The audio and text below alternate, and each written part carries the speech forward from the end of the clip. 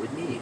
I was asked several times to help with the next month's bills, to which I said no, as I was saving for my own place and that they had plenty of time to come up with the money between the four of them, because I was doing it all by myself, pretty much on a meager pay rate of $11 an hour before my new job. There were a lot of scowls, passive-aggressive behavior, and flat-out attempts to take or use my things or foods without my permission. The day came when I finally went and got my U-Haul and had a few friends help me move. Free beer and free lunch are the best payment ever, as they shared it all with me. I was determined to get it all in one go, so I got the biggest one they had, and we got everything packed up. I took everything that was mine down to my pizza stone, which they loved, my expensive kitchen knives, which they would use and never clean, even my toilet paper that I had bought 3 days prior to because I needed it. A few rolls went missing very quick. After moving everything, I sat down on my couch, looked around, my cat in my lap, and breathed a sigh of relief. I happened to be good friends with my previous neighbors and asked them to keep an eye out for anything out of the ordinary.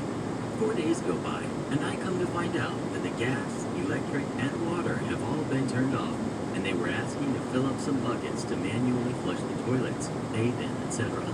Now, both couples have dogs, which my cat hated as they were both hyperactive as heck, but I loved them.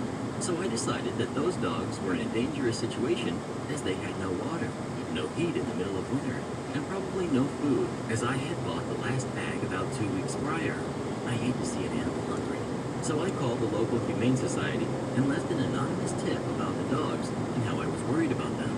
The next day, my neighbor, Todd, texted me telling me that the dogs were removed from the home, that my previous housemates were being charged with neglect, and because of the lack of utilities, that these were not civil, but criminal charges. This was enough for me to smile, but I wanted more. I knew that David was divorced and had a kid. I also knew that he wasn't paying child support.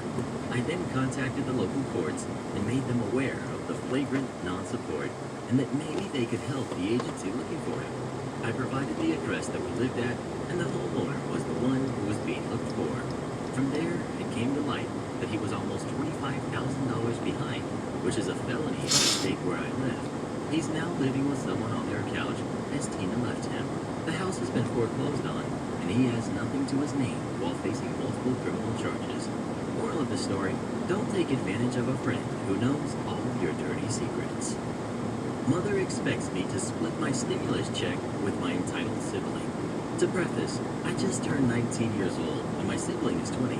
I wasn't planning on getting a stimulus check due to the fact that I thought I was considered a dependent due to not having a job and such.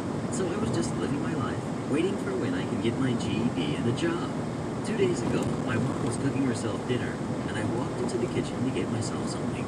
She asked me if I would be upset if I didn't get all of my stimulus check, and she took some of it to pay for my GED and driver's education courses. I said that I would be a little upset. I wanted to make that decision for myself to feel a little bit like an adult, and that I thought I wasn't even going to get one.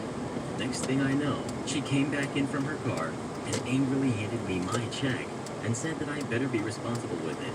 Now, call me unreasonable, but that was a little rude. But me being me, I just brushed it off, made myself dinner, and deposited it through my bank's mobile app.